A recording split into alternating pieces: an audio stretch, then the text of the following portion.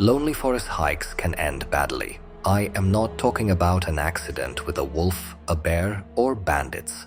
The forests of the northern realms, Skellige and Nilfgaard, have been haunted by many creatures.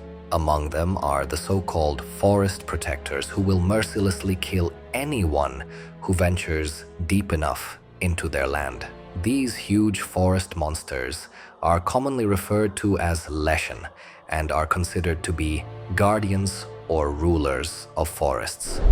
If you like our videos, subscribe to the channel and write a comment. It helps us create better and better content.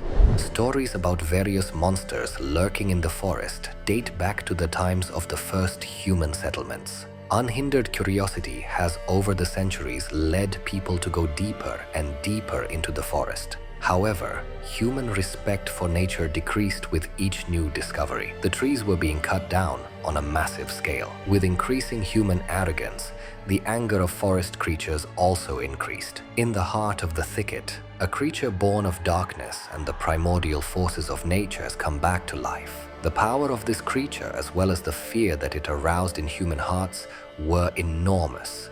Resistant to any steel known to man, the creature led the animals in defense of their homes. Leshen is depicted as an ancient spirit of the forest. His head is a deer's skull. Limbs and body are made of wood-like material.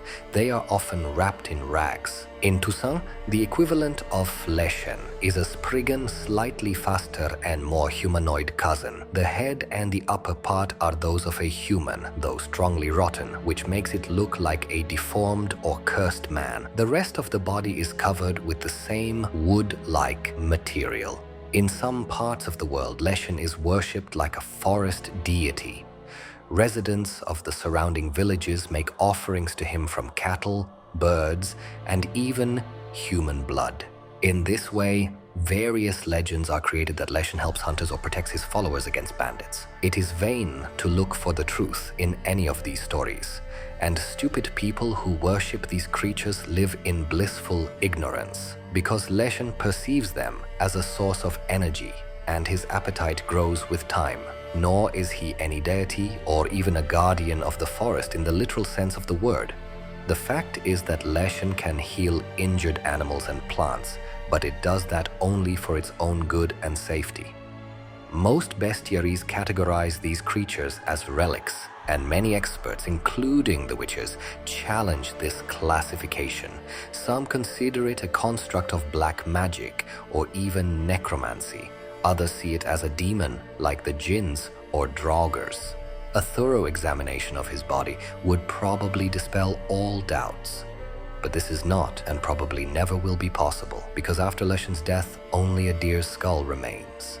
Leshen is an incredibly intelligent creature, and it is almost impossible to deceive him. Fighting him doesn't make much sense. Leshen's claws are sharper than Mahakam steel.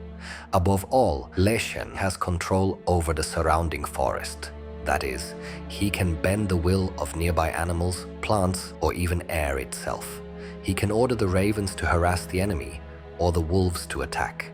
As for plants and air, Leshen can entangle the victim and turn clean air into a thick fog in which it is difficult to catch your breath. Surviving such a clash is undoubtedly difficult, and even survival can leave a mark on the victim. So what to do when you see a Leshen and you are not a well-trained witcher? Although escape seems to be a tempting proposition, Leshen can move at the speed of the wind, so all efforts will be futile. Experts give one way out of the situation. Whoever stumbles upon the creature should fall to his knees, cut the veins on his wrists, and close his eyes. If there is no way to survive, it would be reasonable to know how to avoid the creature. First of all, do not venture too deep into the forest.